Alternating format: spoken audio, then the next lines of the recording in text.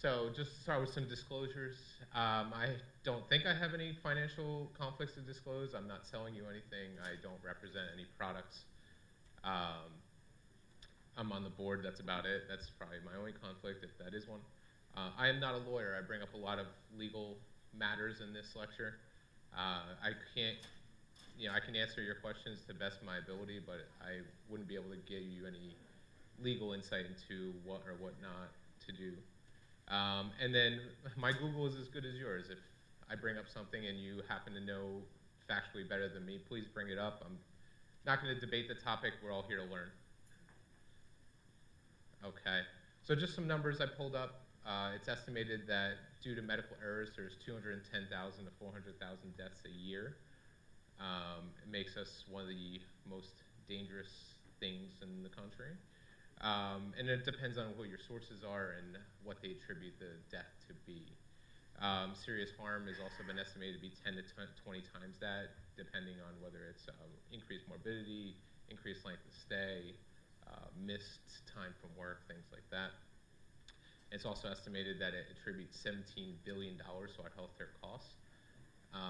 And then on average, all comers between lost wages, increased medical stay, legal costs, the average medical injury costs almost $60,000. So these are the most common causes that have been identified as attributing to our increased medical errors: failure to timely diagnose sepsis, retained foreign bodies, wrong site operations, failure to obtain proper consent, failure to monitor prescribed medications, and inappropriate controlled substance prescribing. So our objectives for today: perform a root cause analysis for these errors, to examine how we can reduce errors, and look at how this affects patient safety, because that's eventually what we all want, right? We want safer medical practice. So first thing I bring up is sepsis. Now, you see the picture I brought up here with the clock. First it started with MIs, with time is tissue. Then with stroke, it's time is brain. Now it's the golden hour of sepsis. Now we're on the clock for this. Just by a show of hands, is anybody emergency or hospital-based practice? Everyone else is pretty much outpatient, family medicine, or other? Okay. So I'm sure that for few that raised your hands, you're used to the metrics now where, it doesn't matter how long they've been sitting in the nursing home with a fever. It doesn't matter how long they've kind of put off their symptoms until they show up to you. The minute they hit your door, you have 1 hour, and I'll get to that. You have 1 hour to get all these things done. Otherwise, you fall out of the CMS metrics. So first thing, I'll bring up a case for every topic we have. This one is a case about sepsis. Young gentleman, I believe he was somewhere in his late 50s, early 60s, presents to an urgent care in 2007 in Maryland. He's had 2 days of kind of upper respiratory type symptoms: fevers, chills, malaise. So he sees the practitioner there. He's diagnosed with flu or Lyme's, given a prescription for doxycycline, and sent home. The next day, he continues to feel worse, so he escalates his care. He goes to the emergency department. He goes to the emergency department. Now, he's diagnosed with an infection. I tried to look up this case as best I could from what I could ascertain. The actual diagnosis and multiple articles I looked up really didn't give one, except that he had some sort of infection. He was determined by the emergency medicine physician that day that he needed to be admitted. He was started on Levaquin. He was given a liter of fluids. He was seen by the hospitalist, and he was in the ER. I believe he presented around 5 o'clock in the afternoon. He was in the ER till about midnight when he was transferred to the floor. While he was on the floor, about 3 a.m., he decompensated. He was transferred to the ICU, where he continued to do poorly. He went to the operating room sometime around 5 o'clock in the morning, where he proceeded to go into cardiac arrest multiple times and eventually expired less than 24 hours after he presented to the emergency department.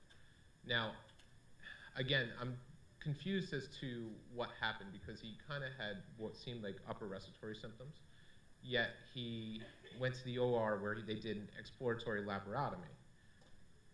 It was hard to ascertain from what I could look up where they went from kind of like broad-based infection to localizing in the belly or possibly into the belly, but nevertheless, he died on the OR table. So they named 4 defendants. They named the urgent care doc, they named the ER doc, they named the surgeon, and they named the hospitalist. The surgeon, hospitalist, and urgent care doc settled out of court. Dr. Richard Temple from the emergency department decided to fight it in court. He thought it was a winnable case. It was awarded against the plaintiffs for it was awarded for the plaintiff for $1.44 million. Is Gina still outside? Okay, so I don't know what the actual term was for it, but I do know that he appealed, and he appealed on the basis of the award for the plaintiff was $1.44 million. There was some kind of stipulation where if the settlements from the other 3 doctors equaled or exceeded $1.44 million, he wouldn't have been liable for anything. Gina could probably talk to it better than I can, but it was the total award to the plaintiff's family was $1.44 million. The reason why he appealed it is because they didn't disclose how much the other 3 parties settled for. And then this is where they won. The family alleged the patient was diagnosed with severe infection and not sepsis. And if he was treated for sepsis, he would have survived. He got a liter of fluids. He got Levaquin. And this is before the 30 cc's per kg was recommended. So I'm not sure, other than semantics, where they won this case. But again, I don't have all the aspects of the case available to myself. And also, no autopsy was done. So no one was ever able to identify why this gentleman died, what the actual final diagnosis was. But this is the legal environment we live in. This is why we have to protect ourselves. So sepsis accounts for more than $20 billion in hospital costs. That's as of 2011, those most recent numbers I could find. It's thought to be a leading cause of mortality and critical illness worldwide. And incidence is increasing. Why is incidence increasing? Because we're made to be more aware of it. Those of you who practice in the hospital, it's drilled into our heads every day. You know, I'm sure if your hospital is anything like mine, you have QA looking at everything, and you know, did you miss sepsis? Monday morning quarterbacking, maybe the person came in, they had some other diagnosis, but they developed fever and white count, and they leave the hospital with a final diagnosis of sepsis. They go all the way back to the ER chart and say, why did you miss this? And then survivors usually have significant long-term disabilities. Again, these numbers can be skewed. Anecdotally, my experience is when I see a septic patient, they're usually the person who's been in the nursing home with fever for 2 days. They already have a lot of comorbidities. You know, I don't know when they leave the hospital, if they do leave the hospital, if they're going back any worse off than they came in. So I don't know when these numbers are taken, or when these statistics are taken. Did they come in with these more disabilities, or did they leave with new disabilities that left them worse than they were when they came in? So definition of sepsis hasn't changed much. We'll get into kind of where we're going with it. You're either hyperthermic or hypothermic, heart rate above 90, although most of us usually don't really consider tachycardia until 100, tachypnea or hypoxia, and an elevated white count or neutropenia or bandemia. 2 of those criteria along with a source of infection. And then severe sepsis, kind of coming to the forefront now with all the guidelines from CMS, is an elevated lactate level of 2.0 or higher, or a systolic blood pressure of less than 90, or a drop from 40 millimeters of mercury from baseline. At that point, my consideration is not severe sepsis, it's septic shock. So septic shock is defined as a state of acute circulatory failure, a MAP of less than 65, or a lactate greater than 2 millimoles a liter, or need of sustained vasopressors, 2 of the 3. Multiple studies have shown that patients with all 3 criteria had a 35 to 54% mortality rate, and that's not surprising. Patient comes in shock, they have elevated lactic acidosis, they're on pressors, they're obviously going to the ICU. You know this person isn't going to have a good clinical outcome.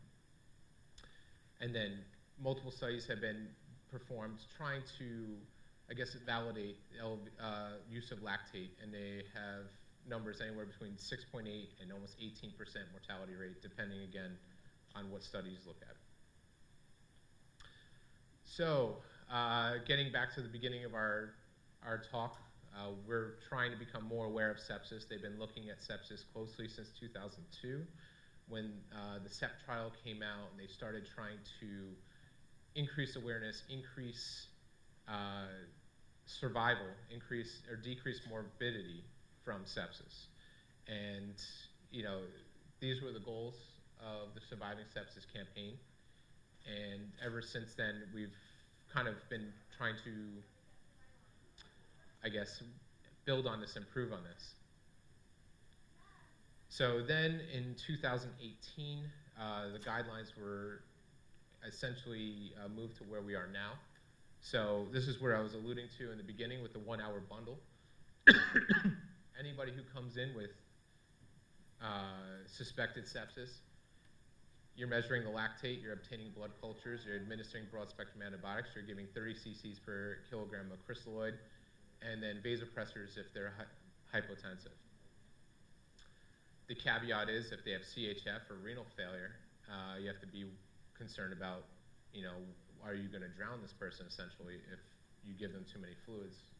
So that's always kind of the difficult part. You get a person that comes in, they have a fever, you know, their increased respiratory rate, maybe they have pneumonia, you know, they have a lactate of 2.1. Am I doing harm by giving this person, you know, 2 to 3 liters of fluid when they don't really need it? If their blood pressure is fine, you know, this is where the guidelines can become harmful. You know, you don't do this, CMS has to come in and say, well, why didn't you do this? You didn't properly treat sepsis. At the same time, the person has they have CHF or they have renal failure, you know, was I going to increase their chance of not surviving the hospitalization by doing this? So then around the same time, the SEP3 trial was done. Really, it was a, excuse me, it was a convening of 19 specialists in Europe, ID, pulmonary, and surgical specialists, who came together and tried to improve on the guidelines even better. So they redefined sepsis as life-threatening organ dysfunction caused by dysregulated host response to infection. Excuse me. And then they came up with this scoring system. So they were trying to move away from the 2 vital and the 2 criteria and source of infection to SOFA scoring. Excuse me.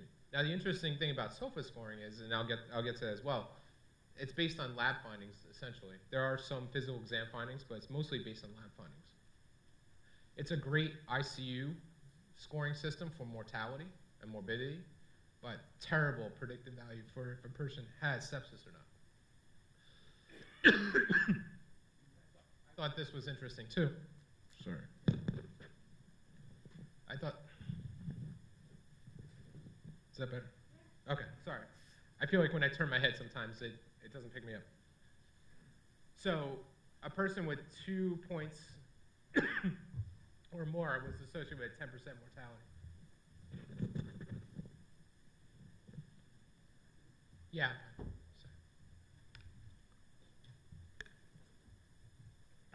Sorry, guys. All right. So this is a scoring system for SOFA, and as you can see, you know, respirations, based on a blood gas, platelets, bilirubin. Okay, so blood pressure. This is the first one you don't need physical, or it's based on physical exam. Everything else is lab. CNS, and then creatinine. I don't know what happened. I'm talking too much. I should just end now. All right. So it's meant to be a clinical predictor outside the ICU. When they finally looked at it, they said this is not a good bedside scoring system. This is better for predicting morbidity, mortality in ICU patients.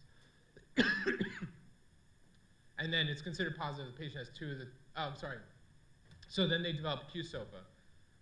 So QSOFA was essentially meant to be a quick clinical predictor outside of the ICU, on the floor, in the ER.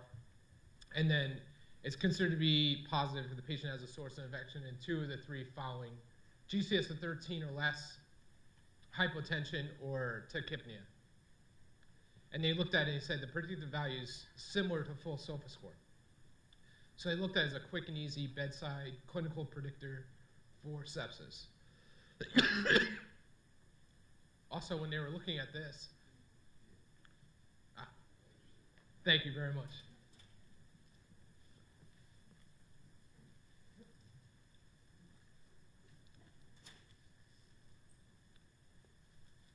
All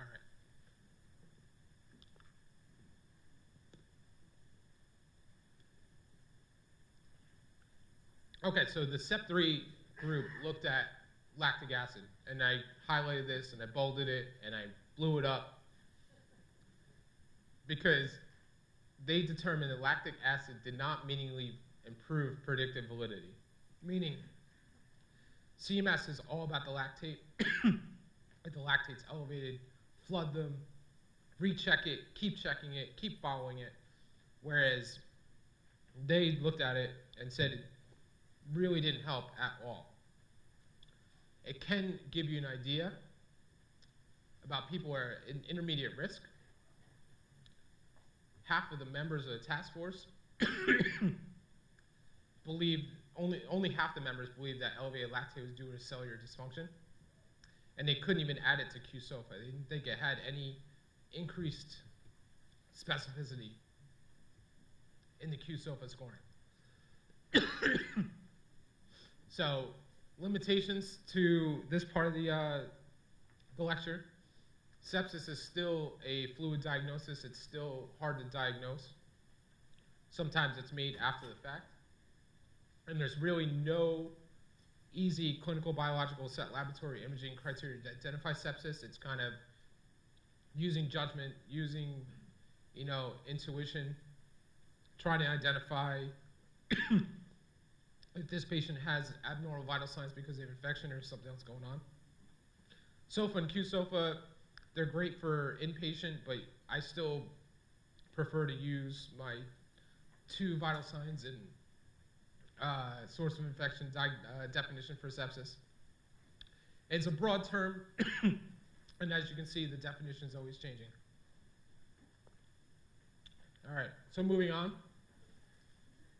So I'm a fan of the show Scrubs, and there was a scene with Dr. Cox, who's my spirit animal. They're looking at an x-ray very similar, and he says, either this guy has a light bulb in his rectum or his colon has a bright idea. It's one of my favorite lines from that show. So this is about retained foreign bodies. So this is actually another legal case. So woman goes in to have a cesarean in March 2004. She had a, procedure went well, everything went well, she went home with the baby. For the next 2 months, she has abdominal pain, infections, bowel obstruction, bowel perforation, and quote-unquote digestive problems. She had a small bowel resection in May 2004, where a retained sponge was found, and they removed 16 inches of bowel. Jury awarded the patient $525,000. Interestingly, physician was not deemed liable. The hospital and the 2 nurses were the ones held liable. I don't think I've ever heard of a legal case where the physician got out of it and the nurses were found liable. The allegation was the counts were done improperly. The hospital didn't have a proper procedure and protocol, and the nurses are the ones who were alleged to mess up the counts.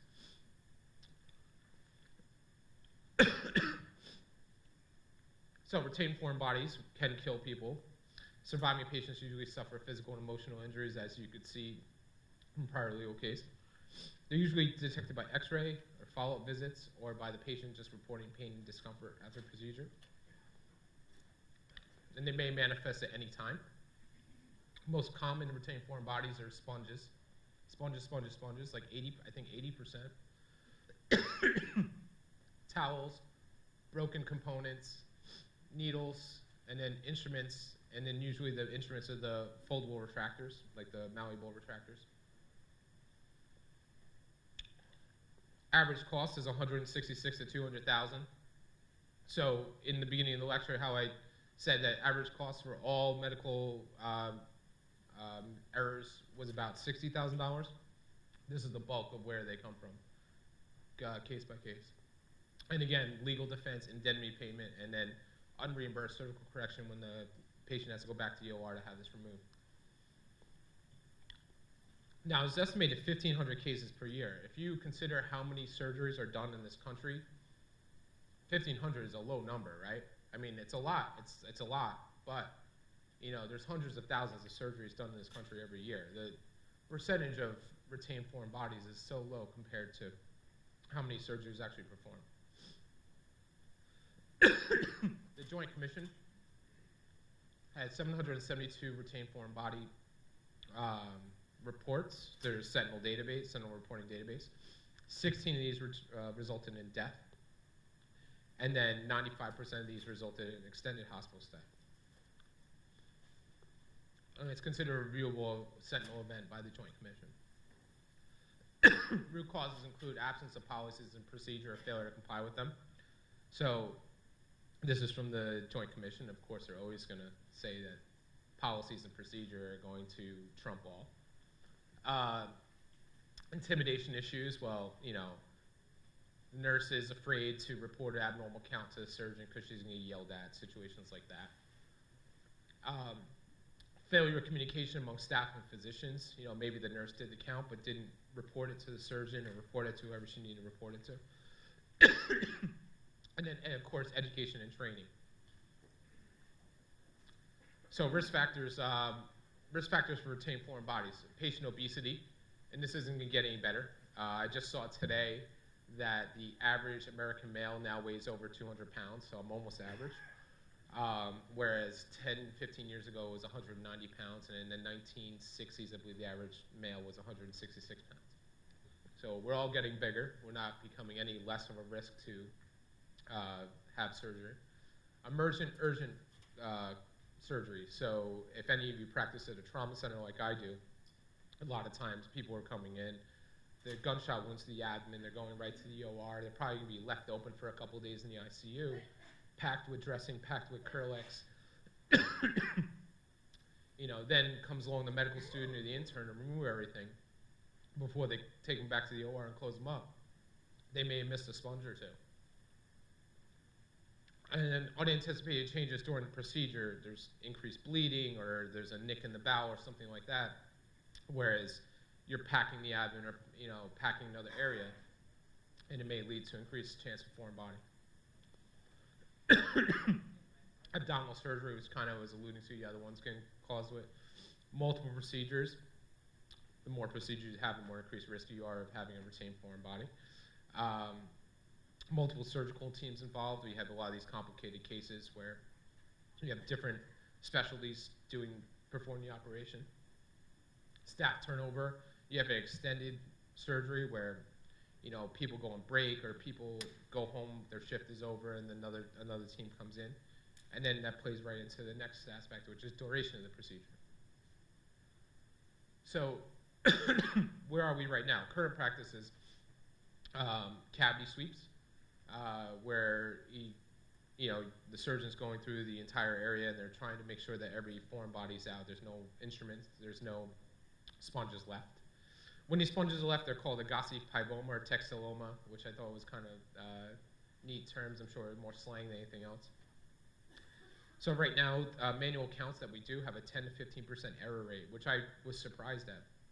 I didn't think the error rates were that high, but that's what was reported. And then, like I said before, 80% of them are retained sponges.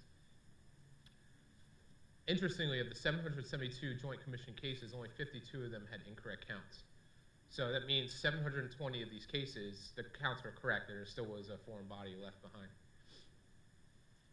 So this was a picture of a sponge or sponges that were left inside somebody, and connective tissue started growing around it, and essentially became, its own little 10-centimeter,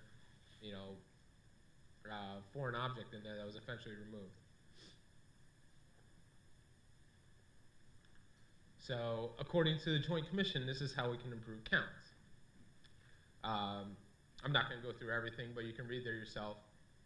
Essentially, counting by 2 people, and then, verify counts before and after,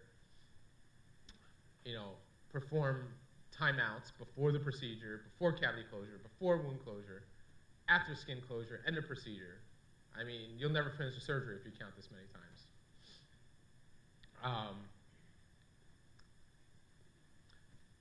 Other ways we can improve: inspect instruments, follow procedure and policy, careful wound exploration, empower any member of the team to call a timeout, and get rid of the intimidation or concern of intimidation. If you're concerned about the account, speak up. Taking x-rays of the surgical field when the accounts are incorrect. Almost everything that's used in the operating room should have some kind of radio opaque, either component, the entire thing should be radio opaque. Improve lines of communication. Documentation of items left inside. Basically, if you have a delayed closure, or there's just some foreign body that's going to be left inside on purpose, just document it so that you know to go back and get it when it's time to remove it. And then using of technology, like we have everything as barcoding, radio frequency tags, so as many items that can be tagged, do it as much as possible.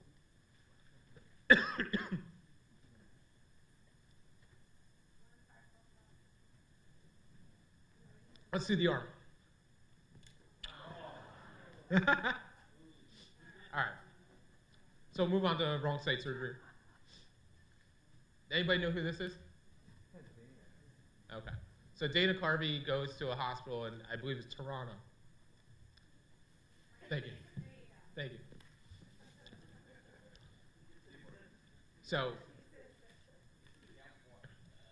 he's had 3 failed angioplasties to resolve his CAD.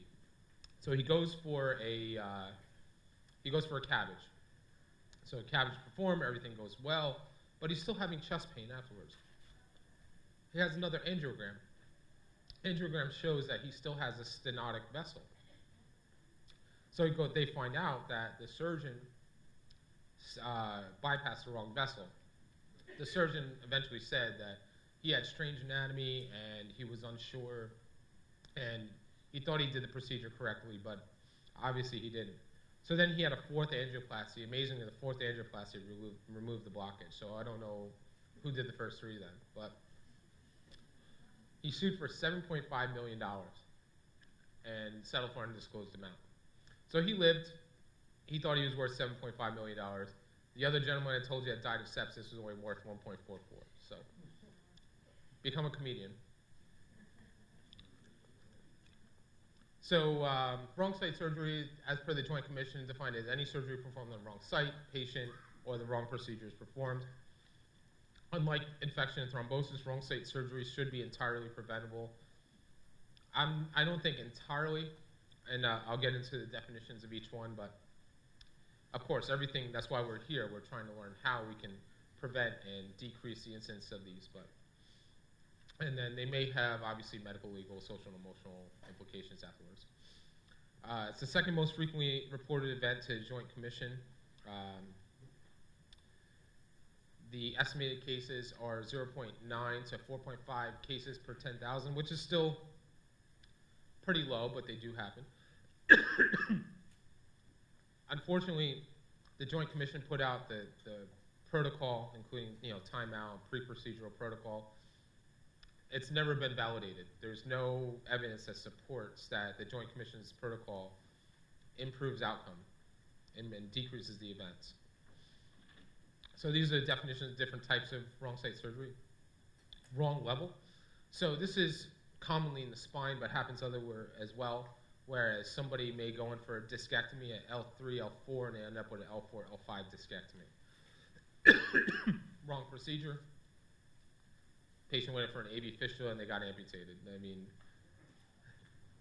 I couldn't find any definitions of that, but just theoretically.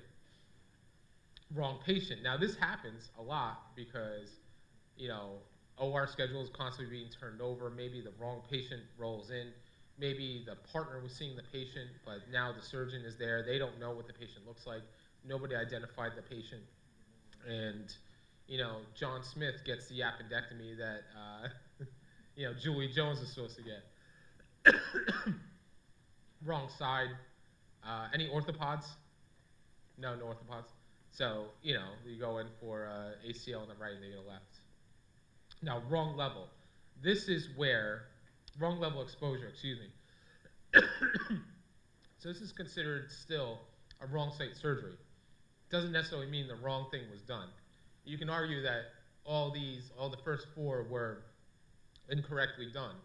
But wrong level, this is also a lot of times it happens in the spine. Patient goes in for an L3, L4 discectomy, but the surgeon realizes that they might need the L4, L5 as well. Or a patient may have had metastatic bone cancer or metastatic cancers of the bone, and they're having like a kyphoplasty because of so anyway, they might do 2 levels instead of 1. This is still reportable, but it doesn't necessarily mean that the patient suffered any increased exposure or anything like that. It just means that maybe they weren't consented for that aspect of the procedure. But it still is considered a wrong site surgery, and that's why it's on here. So they tried to find the causes, what can be done to make this safer, what can be done to make this happen less often. Multiple studies have kind of identified that increased surgeon age, longer duration of practice, they're associated with higher incidence of wrong site surgery. Systemic issues, including OR scheduling, multiple lesions that weren't identified, clarified or documented preoperatively, incorrect imaging, and clinic notes or consent for incorrect site were attributed to higher rates of wrong site surgery. And a lot of these you can see is like kind of places that wrong level exposure. Again, you consent for one site, but then you realize another site needs the procedure as well. That's still considered wrong level, even though the patient probably needed the treatment. And then side, sex, weight, transition level, and then academic versus private practice. Higher annual surgery loads were not found to significantly be associated with wrong site surgery.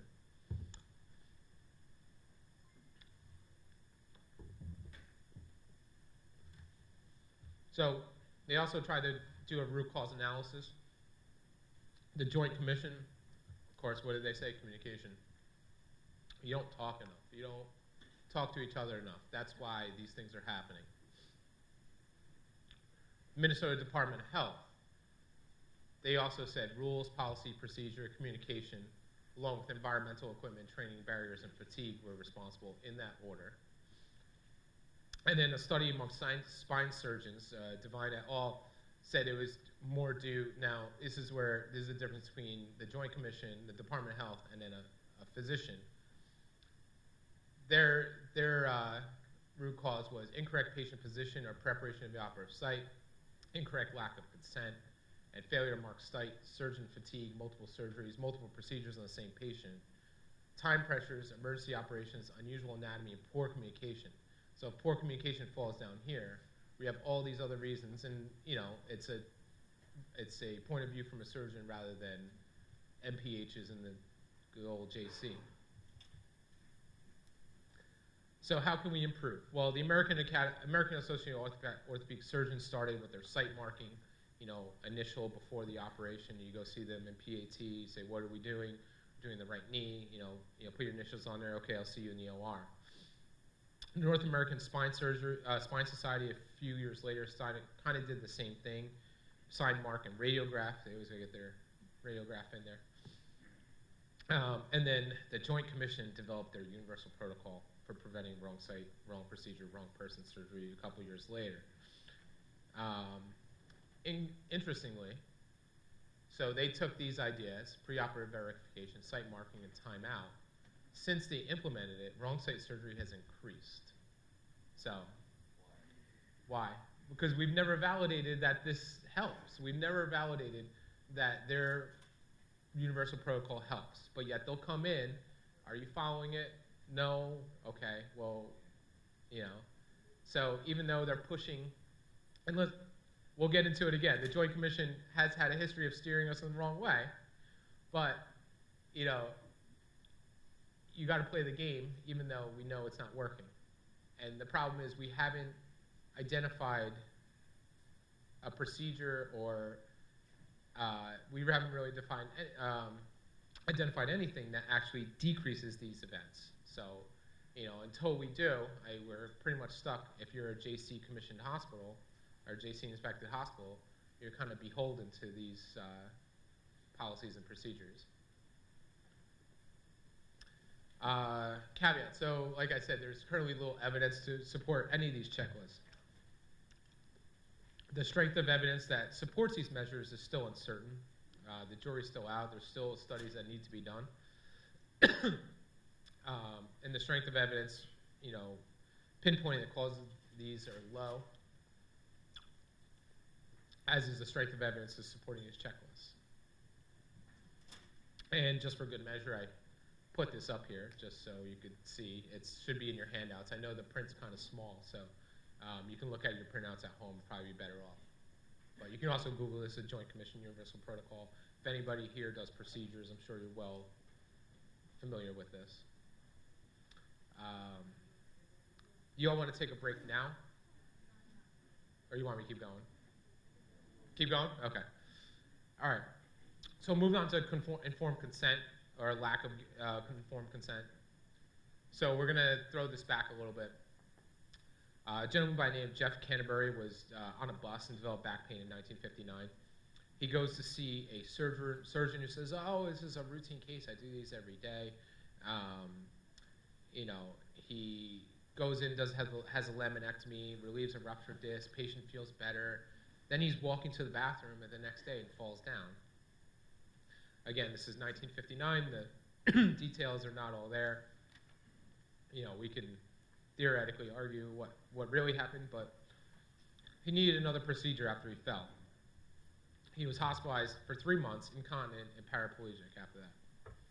Sued the surgeon, alleging he was not fully aware of the risk of procedure, and this became a landmark case in legal briefs as to essentially being how informed consent has begun and how it's evolved since that day. Even though, I'll go back. The surgeon actually won through the appeal process. He won the case, but still, I know Georgetown and a lot of other big law schools always go back to this case as like the father of informed consent. So there's a definition. You all can read it yourself, but it's pretty wordy. But that's the actual definition of proper informed consent.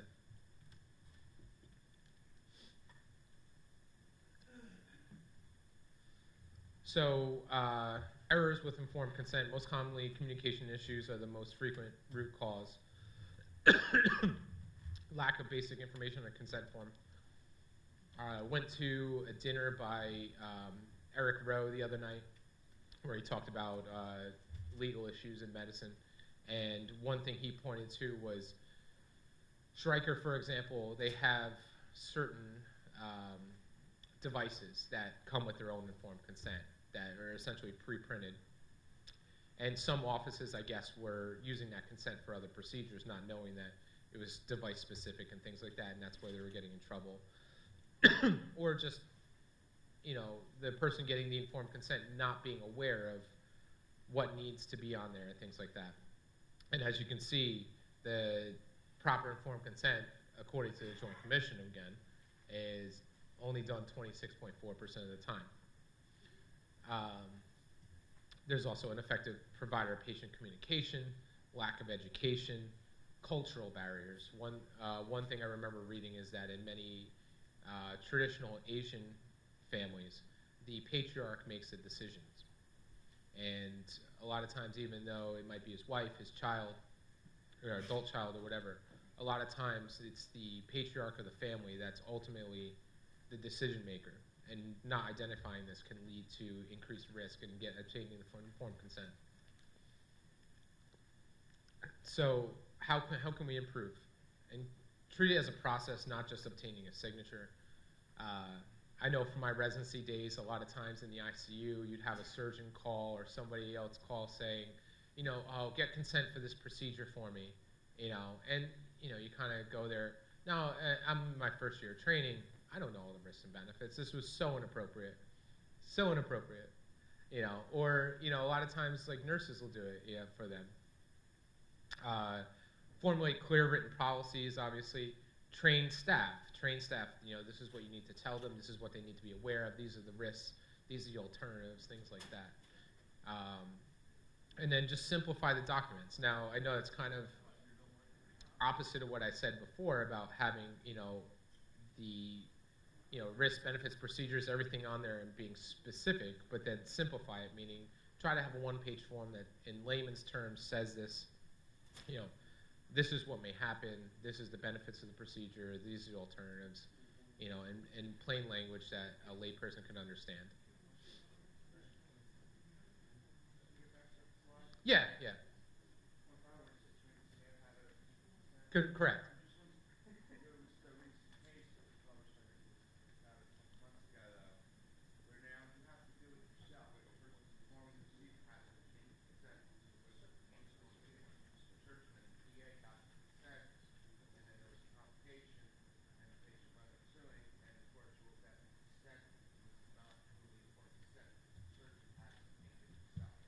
I agree with you 100%. 100%. Like I said, 11 years ago when I was an intern, I kind of knew that it was inappropriate for me to be getting consent for a procedure I wasn't trained to do, I wasn't personally doing, but I was just doing what I was told. And the way I practice in the emergency department, even when my resident is going to do a central line or they're going to do some other procedure that's not emergent, I'm usually getting consent because it's my license and I'm going to be there supervising. So I agree with you 100%. And I'll say that this is from Joint Commission, like one of my Joint Commission references. So I'm assuming this is more for like office-based procedures, but I do know it happens. I do know that, surgeons are calling the hospital saying, get consent, and I'll come in and do the surgery to nursing staff. I know it still happens. I don't know specifically where to draw the line. And just like you said in that case, it could definitely open you up to legal issues down the line. So you're absolutely right. And, I know I'm speaking to a room full of people that probably don't do procedures, or if you do procedures, they're probably, small office-based procedures that I'm sure you're getting your own consent for. But, these things happen, and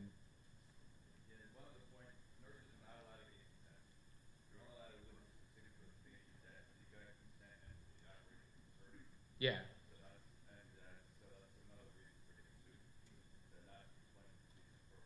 Yeah. Yeah. Correct. Correct. Absolutely.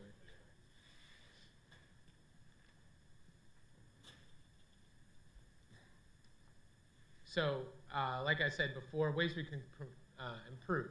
Make sure the patient understands, address any questions they might have, have them repeat back to you what you plan to do, what the risks are, and what the alternatives are.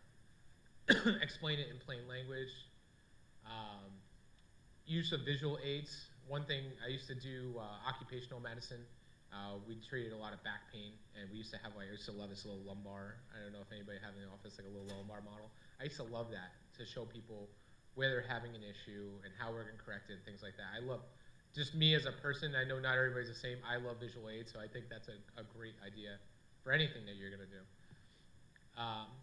Identify cultural barriers, like I alluded to before. Use translators when appropriate. I know not everybody has somebody in their office that's fluent in multiple languages. There's an app that we use, it's Cyricom. I don't know if anybody uses it in their office, where they have multiple different translators available. You can essentially use the app or call the number, and then they'll put you on a three-way phone call with the translator so you can explain the procedures to his patient. Use open-ended questions. Kind of invite the conversation for a patient that you're planning doing a procedure on. And then again, make sure that you have them repeat back to you what you plan to do and what the risks are.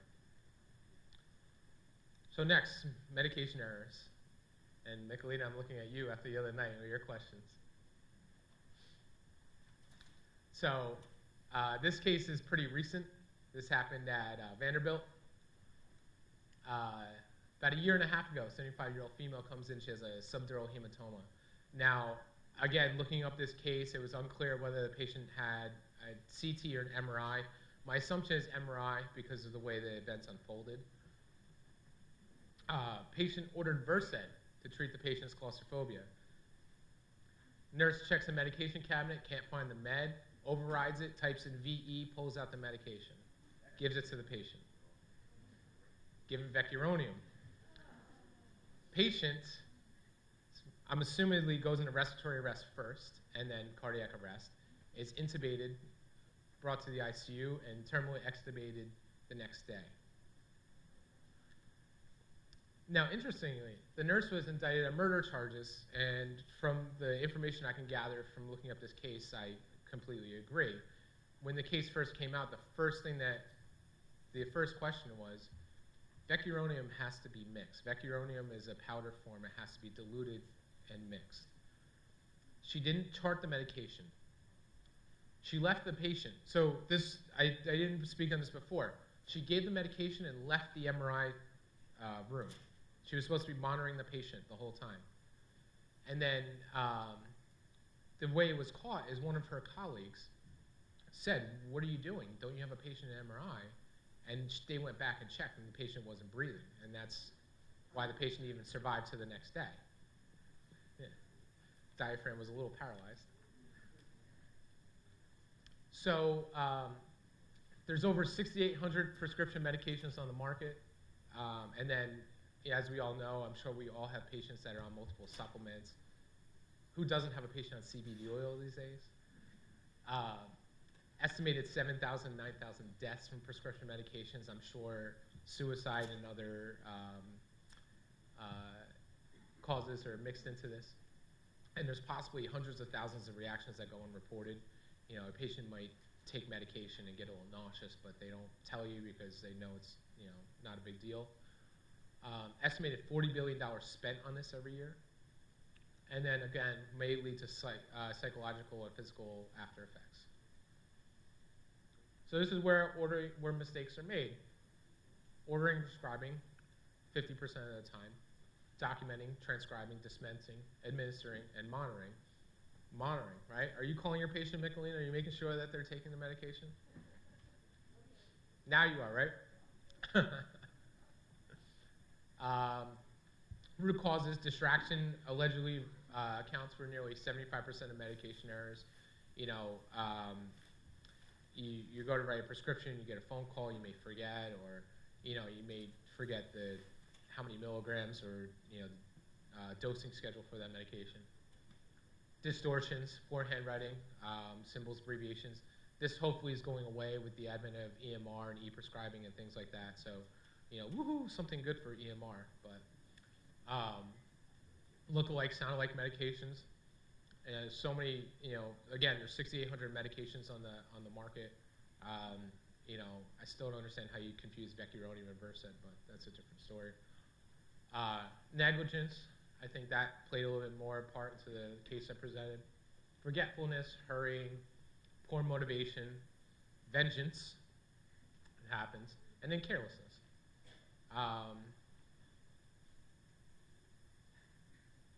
And then possible penalties, blame and shame, loss of privileges, lawsuit obviously is the one we're most concerned about, relief from duties, transfer to another department, and then, as I mentioned in the earlier case, criminal charges. So how can we improve as an individual? Use precise dosage and instructions. One of the resources I looked up basically said write everything out longhand. Again, with EMR, it's not going to really be an issue anymore. Using metric units, I mean, I think we're all there. Consider patient's age, especially in the peds and geri population. Adjust for renal hepatic function. A lot of times that's missed. Clear administration instructions and duration. Again, kind of I alluded to, the recommendation was to write everything out longhand. Monitor high-risk medications, your INRs, your DIG levels, and then specify the indication for the medication. I don't know if anybody's doing this. I don't write, lisinopril 20 for hypertension, and some people might. Sometimes it might help when the pharmacist calls about an off-label use. Provide supplemental instructions. Hopefully the pharmacy is doing this, but I guess you can't take that for granted. I tell everybody, I prescribe muscle relaxers to, narcotics to, tramadol to, not to drink, not to drive with this medication. With Flagyl, I recommend don't drink alcohol. I'm sorry, no sex, no alcohol for 2 weeks. Enjoy. Wear a condom next time. Be cautious with abbreviations. I know when I was training, there was posters everywhere about approved and non-approved abbreviations. Make sure you have a reporting system, contact numbers, the patient has any questions for you, the pharmacy has any questions for you. One prescription, one medication. I can say this is one that I kind of, don't follow. A lot of times I'm squeezing 2 or 3 prescriptions onto the pad because we all know pads cost money. So, if I can put a couple on there, I will. Circle your name if you're in a group with multiple providers. Circle your name on there so they know who to contact about this medication. And then add age and weight to prescription. I think this is something a lot of EMRs are doing, but I'm not doing it on like handwritten prescriptions. So the one good thing about where we're going with this is a lot of the focus has been more on systemic issues rather than the practitioner themselves, who to blame. And this is, a lot of pharmacists are looking how they can improve the system, and that's probably where we're getting more phone calls.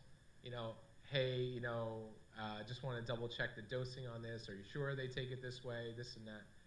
So, they've opened themselves up for consultation, especially if you practice in hospital, and prescribe vancomycin, and they say, well, based on their renal function, do you want to prescribe this amount instead? Do you want to give 750 instead of a gram? Confirming with the physician on illegible prescriptions. Hopefully this is, again, going away. And then double checking calculations on weight-based therapy. Again, a lot of times the EMR is doing that for you. If you have a documented weight and it's weight-based therapy, hopefully the EMR is doing that for you. So takeaway is that prescription writing has become an everyday task, and a lot of times it may become monotonous, especially when that patient comes in and they need refills on their 20 medications. And then, you just have to be diligent, focus, make sure you're double checking what you do. There's no one cause that we can point to that's going to improve medication safety, but just taking these things into consideration can decrease medication errors. All right. So this is the last portion of the lecture I have, and it kind of leads into Otto's talk. So this is prescribing of controlled substances. So I have 2 cases for this one. First one is Maurice Conti. He owned a clinic, the Family Med Clinic in Woodlands, Texas. And a patient by the name of Michael Skorpensky, who was on disability for multiple back surgeries, came in to see one of the doctors there. He died in July 2007 from apparent overdose. After his death, after investigation, they found that the owner owned this clinic and 16 other what were called pill mills, and responsible for over 15,000 controlled substance prescriptions. He never went to the clinics, or very rarely went to the clinics. Instead, from a cigar shop nearby, he sold prescription pads to the medical directors of these clinics. And under his license, they were writing these prescriptions. And people were coming in for the cocktail: Vicodin, Xanax, and Soma. The jury handed down an $8 million award, including punitive damage, compensatory damages, and $1 million against the clinic itself. And I believe closed all 17 of these clinics.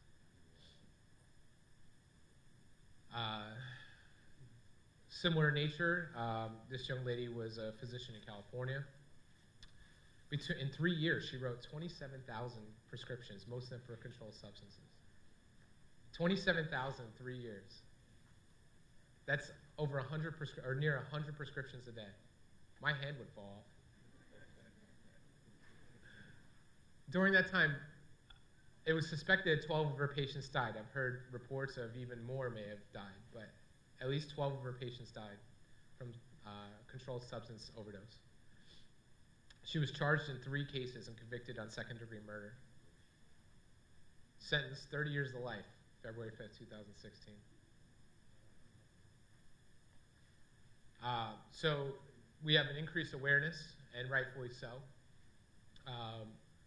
This isn't even taking into account heroin and fentanyl that people are getting illicitly. This is all prescription drug deaths. They're on the rise. In the last 8 years, we've had almost a 6-fold increase in death from prescription opioids. And then who's dying? Well, it's the people in the younger age group.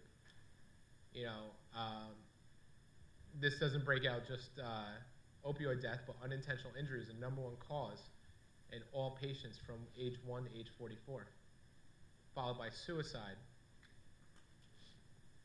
And, you know, we all know that a lot of our patients choose overdose as a form of suicide, so that I'm sure those numbers are lumped into there too. And that's why there's increased focus, because it's young people dying. So let's talk a little bit about the Joint Commission and Purdue Pharma. The 5th vital sign, which was kind of pushed by the Joint Commission, pushed by Pharma: identify pain, use pain, treat pain. You know, use this medication, it's not addictive. And, you know, a lot of looking back, we look at this as like the focus of where we kind of went wrong with the opioid epidemic as we are today. It also doesn't help that we were being taken out to dinner and being told these things and trained on these things. You know, the Joint Commission and Purdue Pharma were, not me, a little bit younger, but taking physicians out to dinner saying, yeah, don't worry, your patients will appreciate you, just treat their pain. So, risk to us: malpractice, of course, criminal charges, as you could see in that previous case. And interestingly enough, the cases against physicians for criminal cases have quadrupled in 3 years, from 11 to 14. Sanctions by medical board. There's been a 41% increase nationally in a 10-year span from 2004 to 2014. And these investigations are usually triggered by patients, colleagues, and concerned parties. You know, you're prescribing Percocet to a 25-year-old, and their parents might not appreciate that, and they may report you. Loved ones. Other colleagues, if they see, you know, you're away on vacation, and all of a sudden, like, they're covering for you, and everybody needs a refill of their Xanax or a refill of their Percocet for the month, that might raise some flags in your office. So this is where it gets a little gray. There's no clear dosing guidelines, no clear prescribing guidelines. And a lot of sources consider high-dose prescribing as anywhere between 900 and 200 morphine equivalents. That's pretty high. You know, I'm sure you all, you know, most of you have patients that may be on, you know, therapy, but it's few and far between that's this high. And then we can also be place between a rock and a hard place, right? In the age of patient satisfaction, you know, a concern of malpractice for, you know, not addressing pain and letting somebody suffer with pain, it's a tightrope. You know, are we treating pain appropriately? Are we, you know, over-treating pain? Are we treating malingering pain? It's, you know, questions abound, and it's a very uncertain time. And then there's even more risk. Does anybody know who this is? This is Dr. Todd Graham. Todd Graham was a PM&R pain medicine specialist in South Bend, Indiana. So one day, he sees a patient, new patient to his practice, named Petra Jarvis. She comes in with her husband, and she wants, you know, narcotics. And Dr. Graham says to her, I'm not going to prescribe narcotics. Here are the alternatives. This is what I want to prescribe you. This will treat your pain. Patient gets upset. Husband gets even more upset. There's a confrontation in the office. Eventually, the husband and the patient leave. Now, Dr. Graham, around 1 p.m., he has to go from his clinic to the rehab building to round on patients. At that time, he was followed by the husband from one parking lot to another, about 2 miles down the road. In the parking lot, the husband confronts Dr. Graham. There's 2 witnesses. Mr. Jarvis approaches the 2 witnesses, brandishes a firearm, and tells them to leave. He then turns around and shoots and kills Dr. Graham. Then drives to his friend's office, or his friend's house. Friend knows what he did. He tells his friend what he did. He calls 911. Police start to arrive. He shoots and kills himself. I know periodically we see in the news about, you know, patients or family members, you know, here and there have assaulted physicians, have killed physicians over disagreements. This was the first one I'm aware of, and I'm sure there's going to be others, where they were killed specifically for saying no. And, you know, this is another thing that we have to take in consideration. Where I practice in a gang-heavy urban environment. I've been threatened myself for not giving these medications. You know, there's been a few times where, you know, I've slept with one eye open because we're all Googleable, where our addresses can all be found. You know, and these are some of the risks that we face every day that I didn't take in consideration when I went to medical school. I'm sure most of you didn't either. So the one silver lining, if you want to call it that, is there was a movement in Indiana, and it led to the Todd Graham Pain Management Treatment and Recovery Act, which really, like most of these other bills that are being presented to our either local or federal legislature, really just ends up being release of more money into research. But you can read here, it's to expand treatment and provide, you know, education, expand addiction recovery services, you know, give access to medication-assisted treatment, establish opioid recovery centers, improve efforts for at-risk patients, enhance prescription drug monitoring programs, support law enforcement, prevent shipment of illicit opiates, crack down on synthetic drugs, and provide communities additional resources to address the opioid epidemic. Nowhere in there was increased physician protection. So root causes, perceived pressure from administration. Like I said before, you know, patient satisfaction seems to be the #1 goal for most of these administrators. Not reviewing the PMP. This is key. I mean, I think I don't know the state, but I think 49 states have a prescription monitoring program now. New Jersey is definitely one of them. And the nice thing about the New Jersey one is most of our adjoining states are reviewable now. Finally, New York got on board, which has been especially helpful for me because I'm not that far from the New York border, and I've already had people that come in with multiple prescriptions from New York, and now they're looking to doctor shop in New Jersey. Varying guidelines. Each state medical board has their own guidelines, what they think is common medical practice and standard of care versus, illicit prescribing. Greed, like the 2 cases I presented before. Patient dishonesty, doctor shopping. most of you are probably family practitioners that have, continuity patients that you know pretty well. I'm sure over time you can kind of gauge, who's being honest with you and who's not.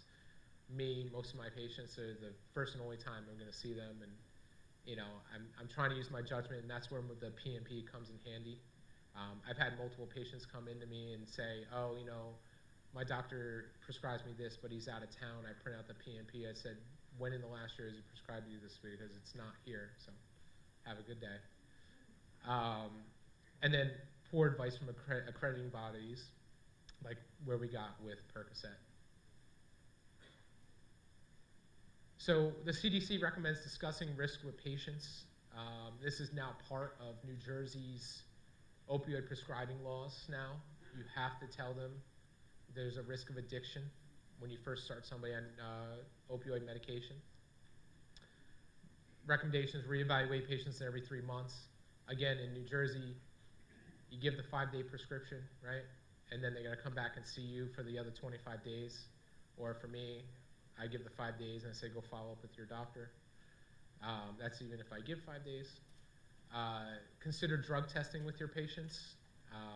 This is getting more and more tricky because I feel like every single opioid on the market, every single controlled substance on the market needs its own assay.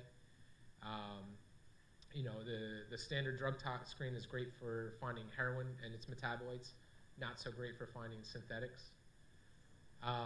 Avoid prescribing opioids and benzos together. Sometimes you're stuck, but if you can, if there's an alternative, do your best not to. And then referring and offering treatment for those with opioid use disorder. I feel like this is getting a little more easier with the increased centers that are out there and the increased money that's being thrown at treatment. And again, use the prescription monitoring program. This is something that even as a resident I enjoy doing. It really can give you some insight, especially when you have that new patient. You just absorb the practice, or a practice down the street closed, or a patient is new in town and they're coming in to see you, and they want their medications refilled. You can kind of validate it through there. So other recommendations: using alternative therapies. This is going to kind of segue into Otto's lecture, but at St. Joe's we've been using a lot more, and this is more for inpatient, a lot more nitrous and ketamine and Haldol and things like that. A lot of things that really are kind of off-label for what we're doing, but they really have been beneficial. And one thing I've noticed anecdotally is I'm not seeing the patients I used to see before where they're, oh, hey, yeah, I just need a refill of my Percocet, my doctor's out of town, And then also I've heard reports that they were showing up at the other local hospitals doing the same thing because we weren't giving them the controlled substances anymore. And there still is, we still are prescribing controlled substances, just we're increasing our use of alternative therapies. One thing I've been enjoying is lidocaine, intravenous lidocaine for kidney stones. Haldol for gastroparesis rather than, I just need Dilaudid, which was a whole other discussion I had with that patient about how narcotics affect the motility of the GI system. And then avoid prescribing controlled substances to known abusers. This gets a little tricky too, right? You have that patient that maybe they have a known substance abuse issue, or they used to abuse heroin, or used to abuse pills, but now they have their post-op, or they have a fracture, or they have some other need for opiates. And what I tell my patients usually in my dialogue of why I'm not going to give them controlled substances is, my typical practice is I only prescribe opiates for broken bones and cancer, neither of which you have, so I'm sorry, it's not going to happen today. But everyone here practices differently. I'm sure you have patients that are chronically on opiates.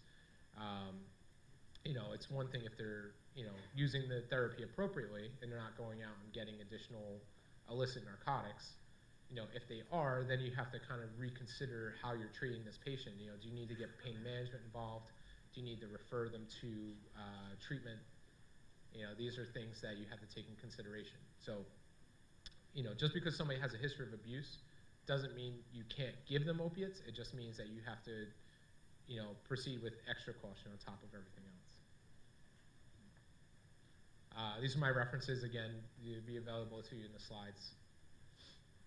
And then just want to open up to questions.